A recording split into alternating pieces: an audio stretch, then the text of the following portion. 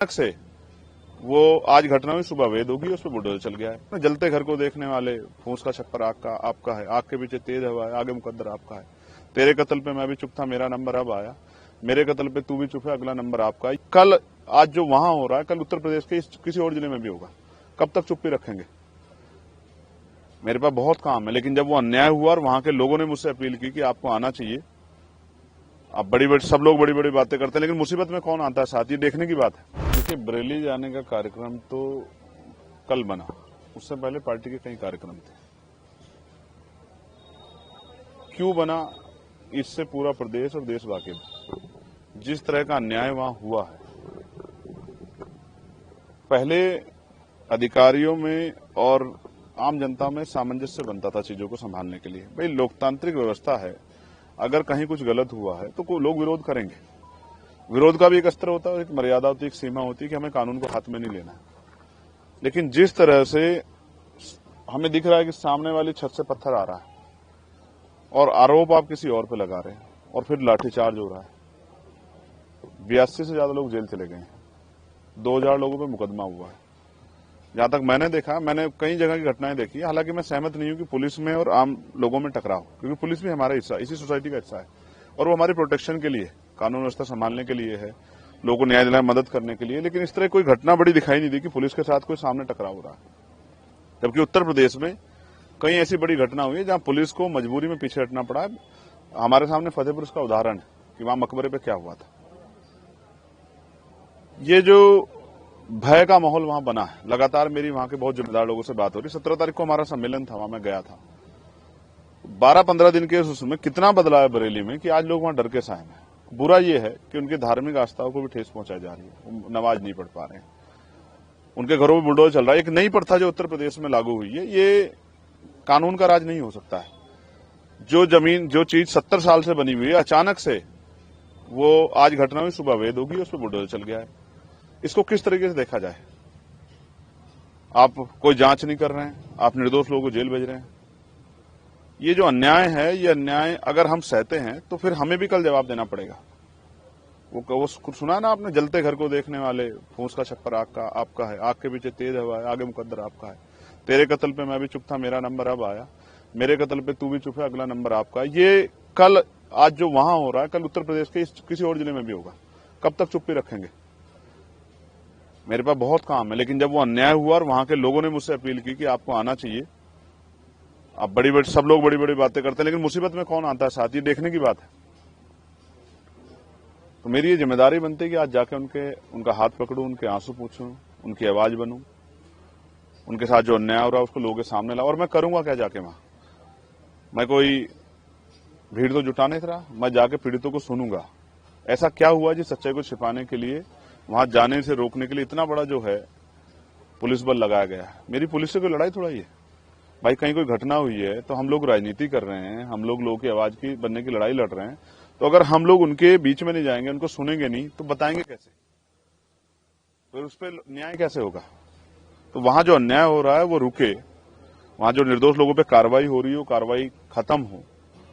वो जो वहां जो डर का माहौल है, भय का माहौल है, वो एक अच्छे माहौल के रूप में, सौहार्दपूर्ण माहौल के रूप में उभरे। आज विजयदशमी है, कल जुमे की नमाज है। ये जो माहौल बना हुआ है, इसमें लोगों को कुचला ना जाए। मैं बहुत जिम्मेदारी से कह रहा हूं कि लोकतंत्र को कुचला जा रहा है बरेली में, और अधिकारियों की, एडमिनिस्ट्रेशन की जिम्मेदारी है कि वो लोगों में इस तरह का जो है सामंजस्य, सौहार्दपूर्ण माहौल जो है बहाल कराएं कि लोगों का ये भय खत्म हो और ये जो अन्याय हो रहा है ये खत्म। प्रशासन का कहते हैं तो माहौल खराब होने का वो है, और तो कहीं ना कहीं माहौल खराब करते हुए, देखते हुए वो लोग आपको रोक रहे हैं, इस वजह से कारण ये भी हो सकता है। अमित भाई, घटना किस तारीख की है? 26 तारीख की। मैं नहीं था वहां, मैं गया था 17 तारीख में। मेरे साथ हजारों लोग थे, कोई माहौल नहीं बिगड़ा। तब तो हम लोग रैली करने गए थे, अपनी बात करने के लिए, प्रभु सम्मेलन में गए थे। लेकिन आज मैं क्यों जा रहा हूं? क्योंकि हालात ऐसे बन गए हैं, और ऐसे समय में भी अगर आज कमजोरों के साथ नहीं खड़ा हुआ तो कल जवाब कौन देगा? आज सब लोगों की निगाह बरेली की तरफ है कि बरेली में जो अन्याय हो रहा है। हैदराबाद से मुझे फोन आए, महाराष्ट्र से मुझे फोन आए, तमाम जो जिम्मेदार लोग हैं, जो इस दर्द को, तकलीफ को देख रहे हैं, उन्होंने मुझे फोन किए कि आपको जाना चाहिए। और मैं वहां जाता हूं जहां अन्याय की पराकाष्ठा हो जाती है, जहां न्याय सीमा को लांघ जाता है। तो मुझे रोकने से क्या होगा? अन्याय रोकिए ना, झूठी गिरफ्तारियां रोकिए। ये नया जो ट्रेंड बना है कि थाने में आदमी पैरों पे चल के जाता है और बाहर जब आता है तो लंगड़ाता हुआ आता है, तो पुलिस को पीटने का अधिकार किसने दिया है? क्या उन लोगों के मेडिकल हो रहा है? क्या आईपीसी की कोई, अब तो बीएनएस होगी, बीएनएस की कोई धारा ऐसी कहती है कि पुलिस पीट सकती है? तो ये मैं समझता हूं पुलिस को आगे करके, पुलिस को मोहरा बना के जो सरकार करवा रही है, कल जब क्रॉस एफआईआर होंगी, लोग कानूनी रूप से लड़ाई लड़ेंगे, तो ये पुलिस के भाई फंस जाएंगे और सरकार एकदम जो है पल्ला झाड़ ले, कहेगी हमें पता ही नहीं इन्होंने ऐसा क्यों किया। तो ये अन्याय रुके, उसके लिए किसी मेरे जैसे एक आदमी को खड़ा होना पड़ेगा, अपने जान को भी दांव पे लगाना पड़ेगा, जान की बाजी लगानी पड़ेगी कि अन्याय बंद हो। और मैं अपनी ड्यूटी कर रहा हूं क्योंकि मैंने पार्लियामेंट में ओथ ली है कि देश के प्रत्येक आखिरी व्यक्ति के लिए भी हम लोग खड़े रहेंगे, उनकी आवाज बनेंगे, उनके पास न्याय होगा, उनके अधिकारों पर अतिक्रमण होगा तो उनकी आवाज उठाने का काम करेंगे। मैं अपनी ड्यूटी कर रहा हूं, इसके लिए मुझे तनख्वाह मिलती है। मैं ईमानदार आदमी हूं, मुझे तनख्वाह मिलती है। जो तनख्वाह जिन लोगों के टैक्स के पैसे से मिलती है, उनके साथ अन्याय हो रहा है तो उनकी लड़ाई लड़ रहा हूं। किसी और पे भी होगा उसकी भी लड़ाई लड़ूंगा। जो मौलाना मोहसिन रजा है, उनके कई संपत्ति पर बुलडोजर चला और जो अन्य लोग हैं उनकी जो संपत्तियां वो सीज की जा रही हैं, उन पे भी कार्रवाई होगी, तो इसको कैसे देखते हैं? मैं आपको फिर कह रहा हूं, किसी को मारने के लिए लाठी चलाने की जरूरत नहीं है, कोई जरूरत नहीं लाठी चलाने की। आप उसकी जो आर्थिक रिसोर्स हैं, उसके जो आर्थिक साधन उनको तोड़ दो, उसके आय के जो साधन है उसको तोड़ दो। ये सिर्फ राजनीतिक एक एजेंडा है, कुछ लोगों को अपने वोटर्स को खुश करने के लिए कि हमने संपत्ति जब्त कराई। मैं पूछना चाहता हूं, अगर आज वो अवैध है तो कल तक वो वैध कैसे था? फिर ये प्रशासन, एडमिनिस्ट्रेशन, सरकार क्या कर रही थी? पिछले 8 साल में क्यों नहीं देखा गया कि वो अवैध है? क्या लोगों ने जबरन कब्जे कर रखे हैं?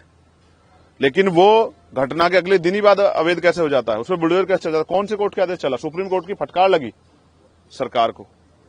फिर भी ये सरकार जो है, क्योंकि ये रोटी नहीं देगी, ये रोजगार नहीं देगी, ये महंगाई खत्म नहीं करेगी, ये कर्मचारियों के हितों का ध्यान नहीं रखेगी, पुरानी पेंशन नहीं देगी, ये नई नियुक्तियां निकालेगी, ये पेपर लीक नहीं रोकेगी, ये आशा, आंगनबाड़ी, भोजन माता, पीआरडी के जवान, होमगार्ड के जवानों को जो है वेतन वृद्धि नहीं करेगी, ये पुलिस के भाइयों को जो है पुलिस रिफॉर्म नहीं लागू होने देगी।